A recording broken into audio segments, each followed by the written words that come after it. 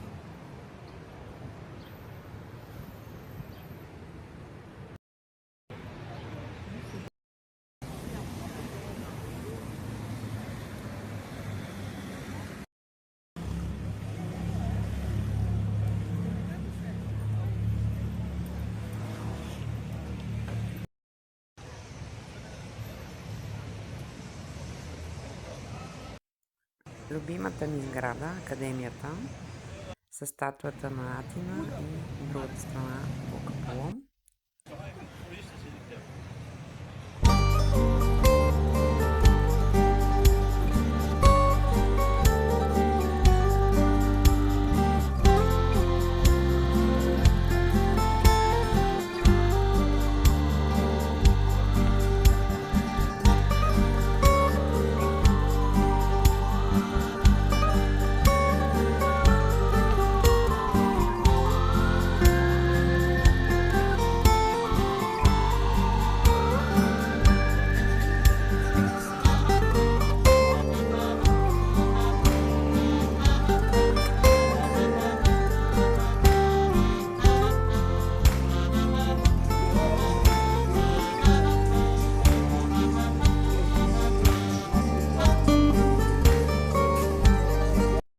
Сега по уличките ще ви отведа до метрополията или катедралата Боговещение.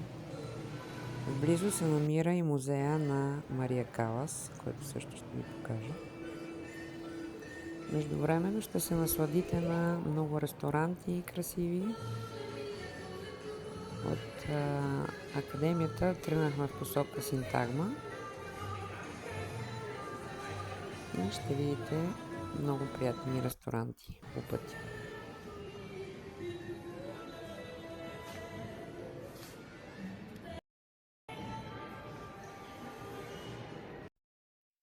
Това вече е улицата, която е срещу площад Синтагма. Тя е дълга, пешеходна, само с магазини и, разбира се, музика.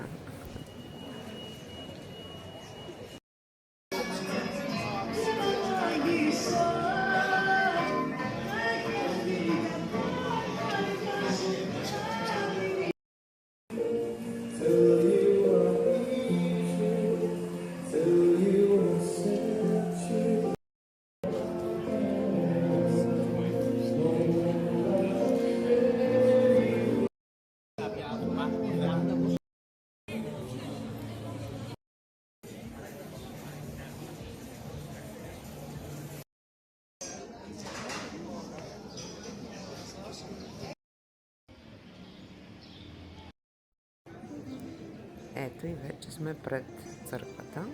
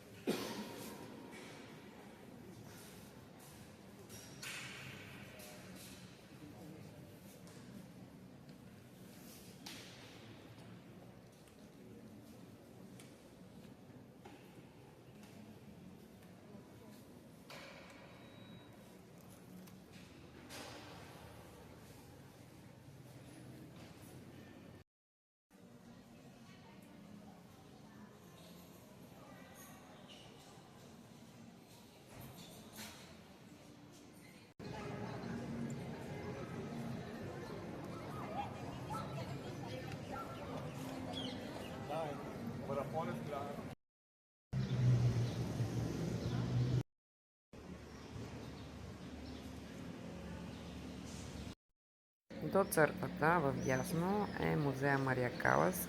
Цялата сграда на 3 етажа. Може да се насладите на нейни известни арии, да разгледате костюмите и много истории за нея, за Онасис. На последния етаж има тераса с гледка към църквата. Може да пиете вино с етикет Мария Калас. 10 евро е входа.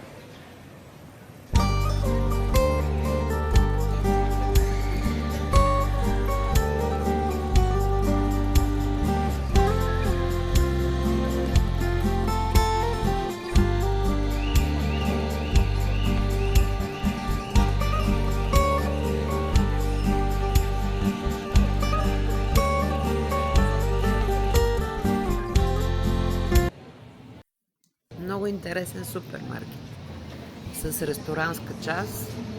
Може да си изберете какво да ви приготвят на място. Има прясна риба, може да ви я приготвят и да седнете. Може и нещо друго да си изберете, което да ви го приготвят на място. И прясната рибка. Аз лично го питах, много беше хубава. И разнообразие от други храни, които може да седнете и да ги приготвят. Подобно на пазара рибния, който е в Атина, ще ви го покажа друг път. Там също може да си изберете прясна риба и да ви изготвят на място.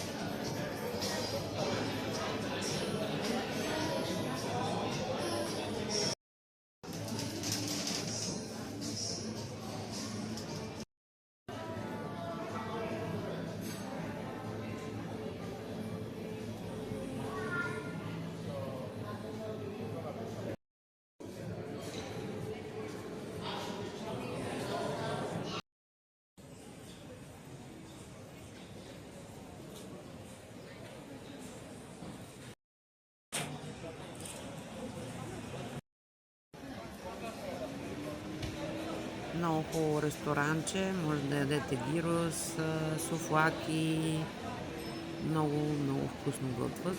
Продължаваме към Сиел, хубав рухтоп отново, към Акропола и към църквата също така.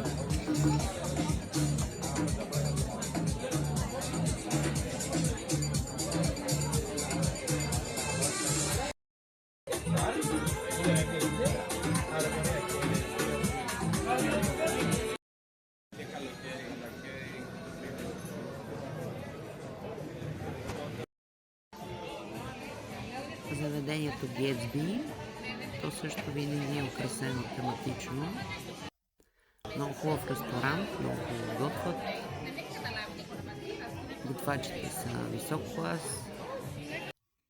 Може да пиете питие, задължително резервация няколко дена преди това. Може само да вечеряте, може само да пиете. Има често жива музика или диджей, зависи от деня.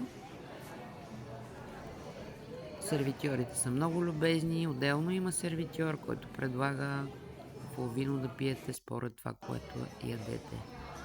Препоръчвам. Фотката за днес приключи. Абонирайте се, за да знаете кога пускам и други видеа. Тепърва ще пускам още много интересни места. Даже скоро мисля и към островите да отидем около Атина. Чао и хубава вечер!